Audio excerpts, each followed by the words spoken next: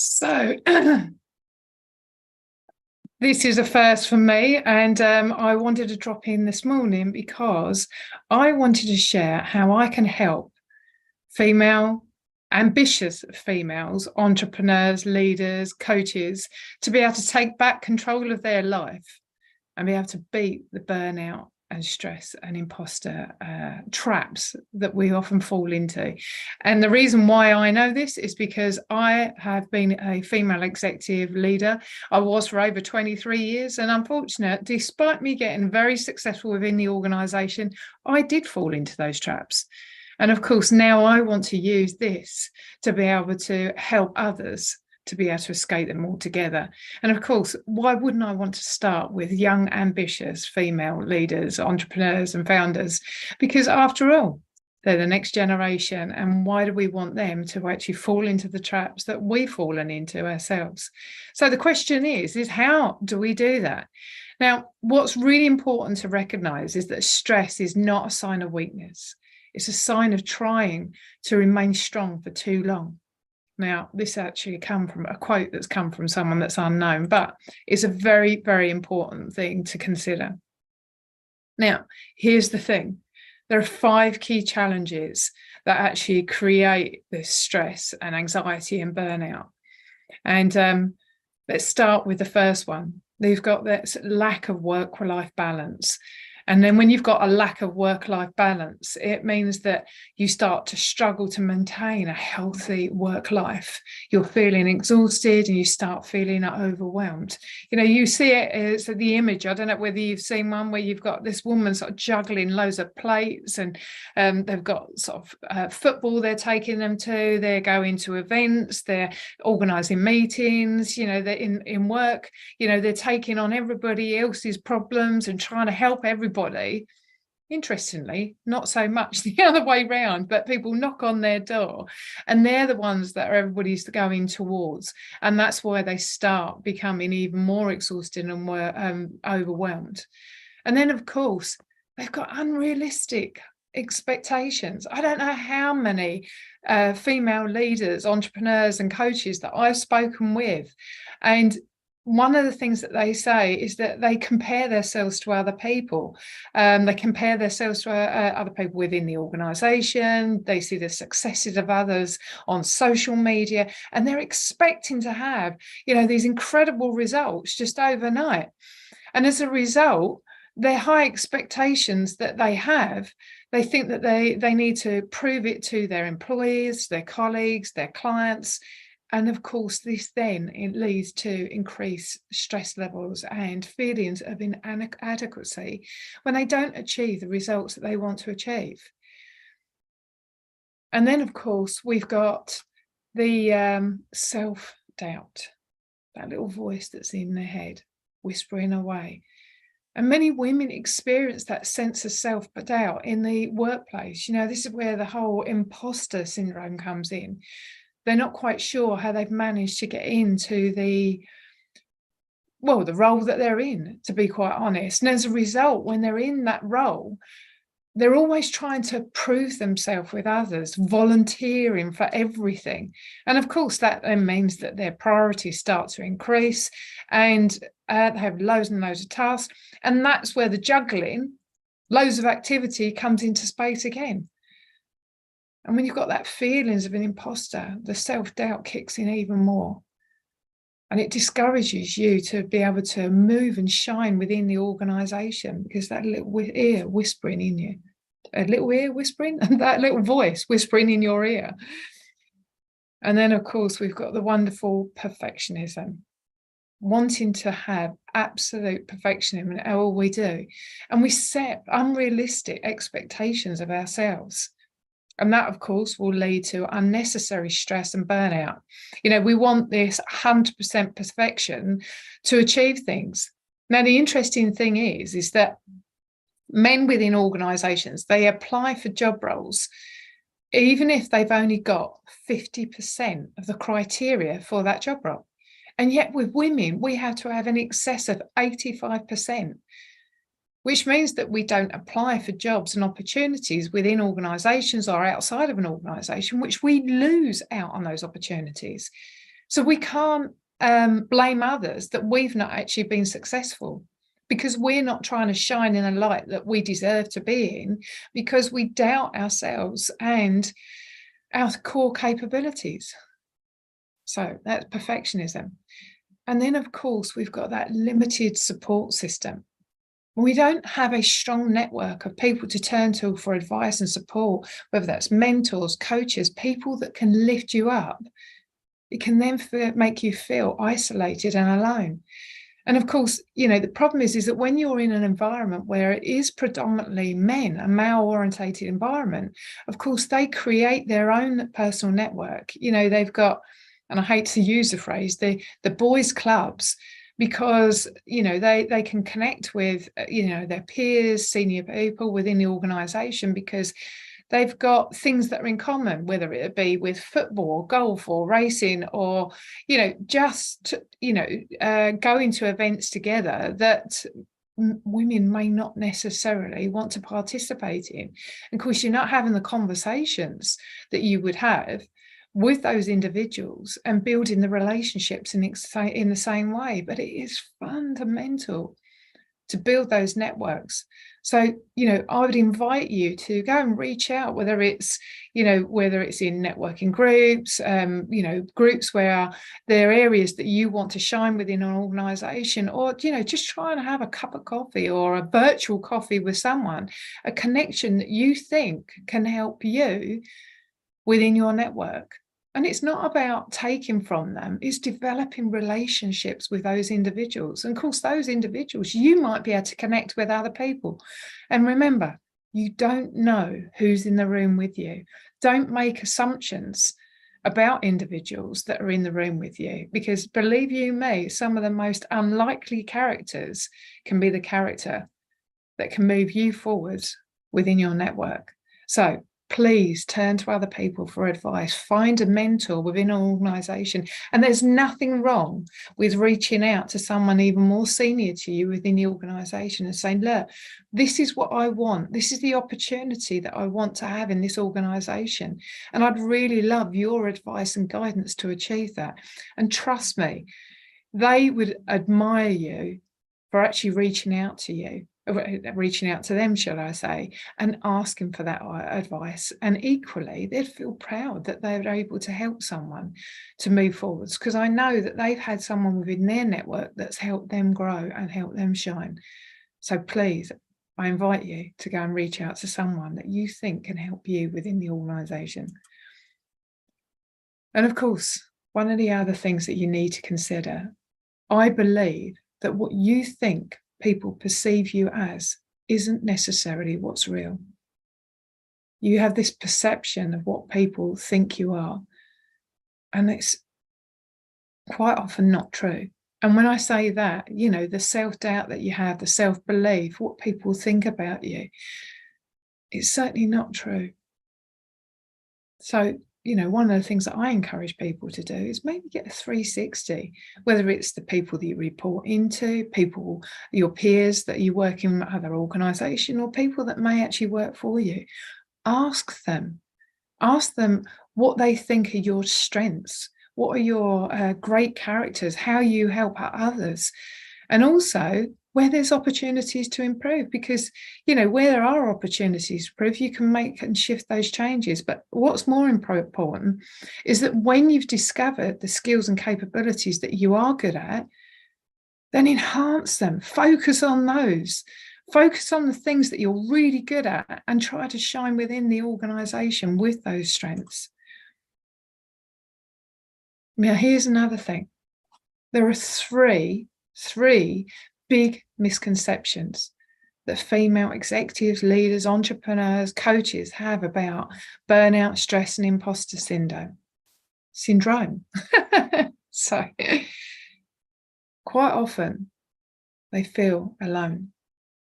They believe that they're alone in dealing with burnout, stress, and imposter syndrome, that they're the only ones that are in the workplace that are experiencing it. Many females feel that they're experiencing these feelings all alone. And the reality is it's quite common within a workplace. And it's really important to remember that you're not alone. and it is totally normal to feel overwhelmed and exhausted. And then, of course, they think that it can be easily fixed. Burnout and stress and syndrome is not something that you can just switch off overnight. Yes, there are tools and techniques that you can practice and you can avoid. And there are steps that can be taken to manage and reduce the effects of these issues. But it's important to recognise that sometimes it will take honest effort, a deep dive, looking within, and dedication to make sure you can begin the journey to feel even better to achieve the results that you need. And then, of course, there's this feeling that, that you're weak or less capable. And when females feel that they're weak or less capable, then they think that other people will judge them. And there's nothing wrong with feeling weak or less capable, because burnout, stress, and imposter syndrome are real. It's something that's been experienced by many people. And believe you me, even the most senior people within organisations have that self-doubt. They do have the burnout and the stress and the imposter syndrome and the voice in their ear. And experiencing these issues do not mean that you're less capable or strong. It simply means that you need to take time to take care of yourself, recognise when you are feeling overwhelmed, and of course, taking steps to make yourself feel better. Listen to your body, listen to your mind, listen to how you're feeling. And remember, don't forget to put your oxygen mask on first. Quite often what we're doing is putting on the oxygen mask on everybody else around us, making sure that they're okay and they're fine, and not actually looking after ourselves. A great quote: "The greatest barrier to success is the fear of failure." Sven-Göran Eriksson. And I'm sure there'll be a few of you that are familiar with that quote and also that individual and how successful they are. Now, there's also 3 obvious ways that you can fail. Failure ultimately is a part of life. And it's important to recognise that when you're heading in the wrong direction, you do something about it.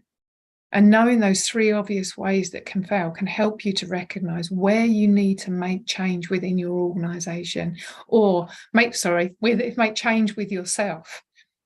Now, the first one is not setting goals. One of the most obvious ways to fail is by not setting goals. And without having a clear goal in mind, it's difficult to stay motivated on track. Now, for me, the goal is about achieving your why, being able to do what you love, what gives you passion, what gives you purpose, what gives you joy in life. But with having a goal, having a why, you need to know how you're actually going to get there to achieve it and achieve the results that you want to achieve. And believe you me, that when you've found your why, it definitely makes you feel motivated and stay on track. Then, of course, there's a lack of action taken. There's so many people who've got these wonderful ideas and goals that they want to achieve, but they're not taking action. And it's all about taking action. It's easy to get stuck in the planning stage and never actually taking steps. Like I was saying before, is this need for perfectionism. And because you've got this need to perfection, you're not taking the steps to actually achieve the results. And the good thing is that when you take action, you can keep on improving. And if that one doesn't work, then you can trial something else. If that doesn't work, you can try something else, or you can enhance it and improve it and make it even better. And of course, when you're setting your goals, be sure to create a timeline where there are actionable steps that you need to take to achieve that end goal, to achieve your why. Then take the time to take the action and make progress towards your goal. And remember, it can be small, incremental steps. Well, there might be big steps that you can make. But the important thing is take action. And then, of course, as I've already mentioned, is by learning from those mistakes. The problem is that, the obvious way to fail is by not learning from the mistakes. It's easy to get discouraged when things don't go as planned. And, the reality is things will go wrong. But one, if you don't take the action, they're never going to go wrong. And of course, when you do take the action, you can learn from those mistakes and find out how we can actually do it better. But the problem is, instead of actually feeling discouraged and giving up, take time to reflect. Reflect on what went well, what didn't go so well, what can you do better, how can you change it next time? Consider this. It's not the mountain we conquer, but ourselves. Edmund Hillary, great quote. Now, here's another thing. There's common beliefs that are preventing you from just sustaining those results. And there are 8 of them that we're going to be talking about just now. So the first is success is achieved solely through hard work and dedication. Now, whilst hard work and dedication are important, it's also important to remember that there's luck, there's timing and networking, and all of those play a role in your success. I've already mentioned it, that, by networking with people, connecting with people, truly connecting and building relationships can help elevate you, can help lift you. You can use them as mentors, you can use them as coaches, you can use them as people that can help elevate you, because you're learning from their skills, their capabilities, their journeys in life. And of course, there is an element of luck that will come into that, because, as I said, you never know who's sitting in the room next to you. That one person that can change your life, be there for you in that moment. And that also relates to timing. Then, of course, there's this failure is a reflection of their worth. It's important to remember that failure is a part of life and should not be taken as reflection of your worth. Don't listen to those voices saying that you're not good enough. When you make a mistake, it's about learning from those mistakes. I mean, of course, if we do the same thing over and over again and not by learning by those mistakes, then it is crazy. And it's also going to cause you to have that thing whispering in your ear saying that you're not good enough. Now, it is important to learn by those mistakes and learn how to do it in a different way. Reflection. And then, of course, there's this need that you need to do it all alone. When you're working with a team or a support network, this can be invaluable for achieving success. It's hard work being there on your own. And that's whether you're an executive, a leader, an entrepreneur, or a coach. When you're trying to do it all alone, it is difficult. But when you've got people around you that lift you up and help you to shine, or you lift them up and help them shine, it can be invaluable in achieving success. And then, of course, success will happen overnight. Do you know what? It takes time. And it's often quite slow and a steady process. And yes, there are individuals that accelerate rapidly. But again, that goes back to this luck, being at the luck, being in the right time, in the right place, with the right person. But it also takes dedication and commitment. Dedication and commitment that you need to keep on moving forwards and learning by your experiences, learning by your mistakes, taking action. And as I've already mentioned, having a clear goal, taking action and delivering and learning from your mistakes. But it certainly won't necessarily come overnight. And as we've already mentioned, that this need that you have to be perfect. Setting unrealistic expectations of perfection can be a quick way to become overwhelmed and discouraged. When you make those mistakes, or you look in the mirror and think that you're not perfect, that you're not the best one, then that's always going to have an impact on you. Remember, imperfect perfection, as I've just said, imperfect perfection is okay, because even the most senior peoples of organizations make mistakes. The difference is that they learn from them. Then, of course, there's this expectation that they can do it all. It's important to recognize that there are limits to what you can do and what you can accomplish. You're not superhuman. No one is superhuman.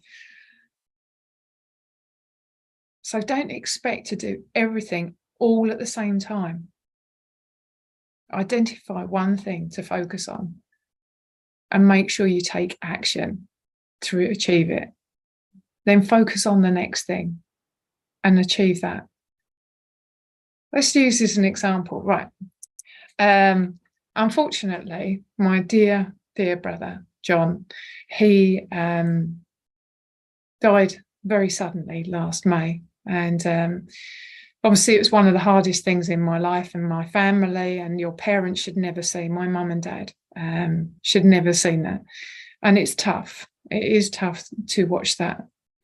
But I made this decision, crazy decision, that April this year, which was his birthday, obviously the first birthday without my lovely brother. And I made the decision at the end of March to write a book. I was going to write a book on the first pillar of my business, the stress-free risk resolution, of the freedom transformation formula. And I decided to write the book, dedicate it to my brother. So my mum and dad had a book to open on his birthday, something that was going to be dedicated to him. And I started it on the Thursday. I finished it on the following Wednesday. I gave it to a great friend of mine, Jonathan Clark, who's incredible if anybody wants any help to get their book published. He's just amazing. But now the reason for this is that I focused on that one thing. I focused on that one thing, and I had 7 days to take to actually write the book. And I was focusing on one goal, focused from a space of love. And I focused on something that was really important, something that had given me purpose, something that gave me passion, and something that gave me belief that I needed to achieve. And I wanted to make sure that I did it for my mum and dad, and also for my brother, who last words were to me was, continue to make me proud. You're going to rock this world. Now, what a reason, what a purpose to be able to do something. But it was focusing on one thing, focusing on a single goal that I needed to achieve from a space of love, a space of compassion. But I didn't sort of have loads of other things that I wanted to achieve all that week. Now, the great thing is that I did get it published. As I say, Jonathan got it published on the Sunday. By Monday, it was released. And on my brother's birthday, it was #1. And my mum and dad had the book to open and read, which was dedicated to my brother. And that wasn't because I had loads and loads of things that I needed to do. It's because I had focused on one thing. I also made sure that it wasn't perfect. Are there mistakes? Absolutely. But it's out there, and I can keep on improving. I can re-release it. I can do a second edition, but the important thing is it was focusing on one. And returning back to the point I'm making is that, you can't do it all at the same time. And it's important to recognize that there are limits. So focus on what you can do and what you can accomplish, and focus on it. And make sure that you deliver it, and then keep on learning by your mistakes and improvements. Then, of course, they have to do everything themselves. So many female executives, leaders, entrepreneurs, and coaches feel that they need to do everything themselves. They want to take control, or they worry that somebody else can't do the task themselves, and they don't empower others to do it and trust them to do it. Now, when you delegate tasks to others and ask for help, it can be a key to achieving success. One, when you're actually asking team members or people around you to achieve something and empowering them to achieve something, it helps them to feel even,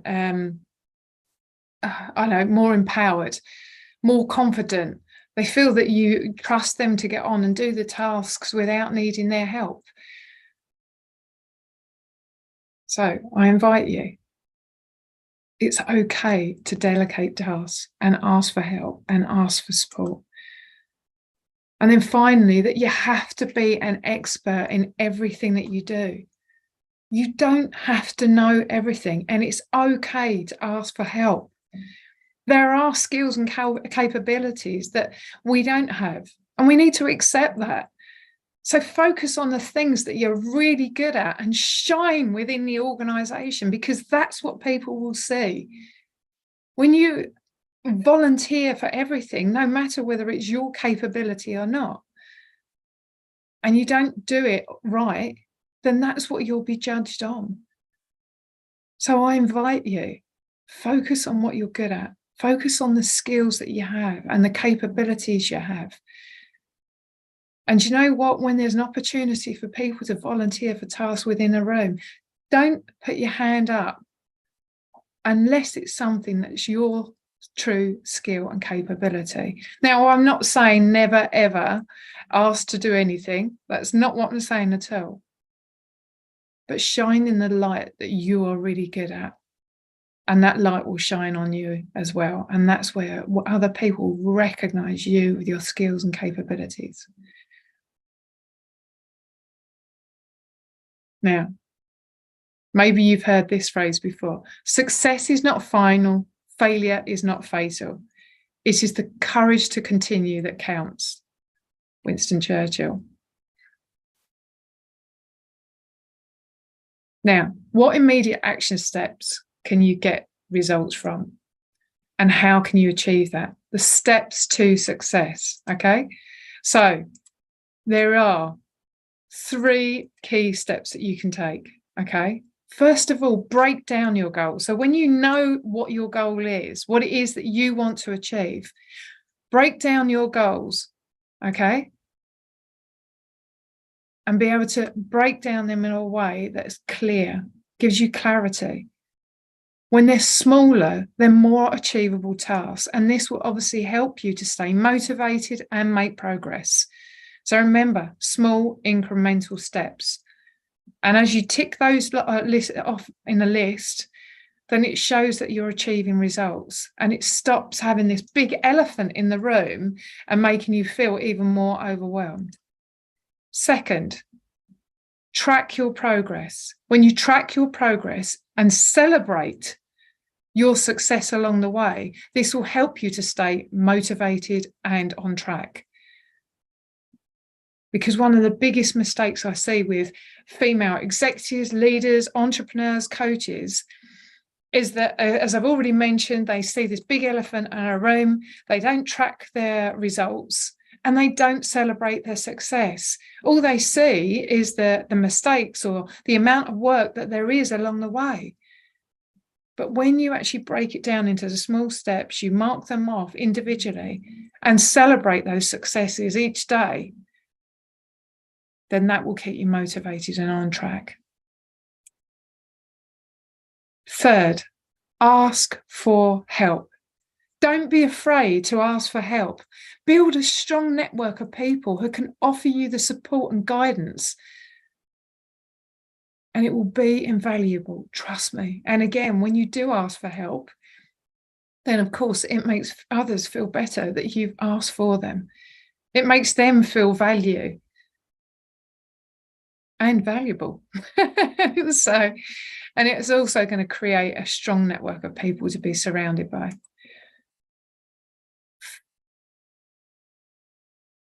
And of course, at the end of it, recognize your success when you do it.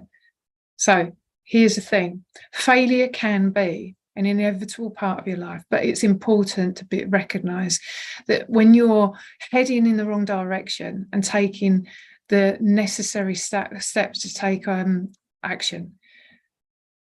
Okay, so if you are going on the wrong direction, just reflect, take time to review where you are, and then take the necessary steps to go back on track.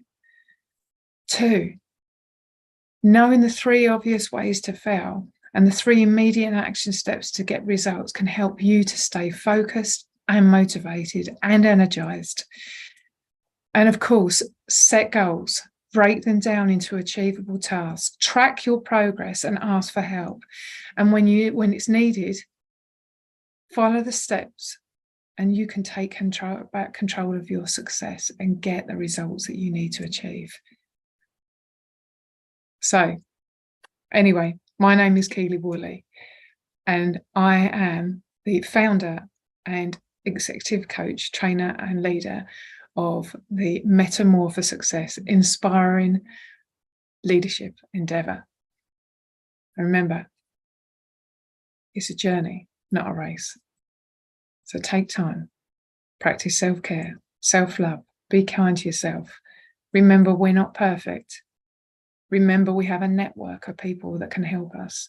Remember, it doesn't happen overnight. It takes one day at a time by taking action and reviewing the action that you take and learning by your mistakes. And if you'd like to learn more, then please DM me. And I'd love to have a conversation with you about how you can become the leader that you deserve to be. And that's whether it's within an organisation, creating your own organisation, or I don't know, maybe you're already an entrepreneur and coach and you want to take yourself to the next level. But I'd be happy to talk to you. DM me.